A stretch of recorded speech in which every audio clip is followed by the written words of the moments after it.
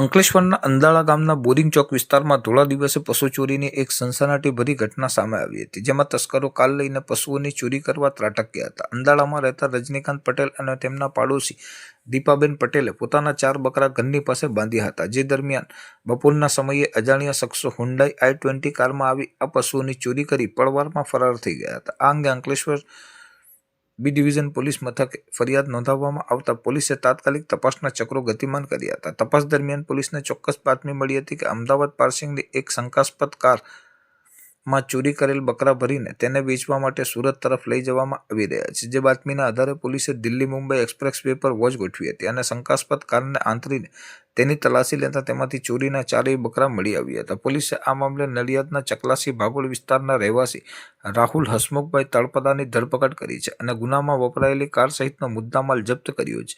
Police પૂછપરછમાં જાણવા મળ્યું છે કે આરોપી આ બકરા સુરત ખાતે વેચવાની પેરવીમાં હતો. જ્યારે આ ચોરીની ઘટનામાં સામેલ અન્ય 2 શખ્સોને પોલીસે વોન્ટેડ જાહેર કરી તેમને પકડવા માટેની તજવીજ હાથ ધરી છે.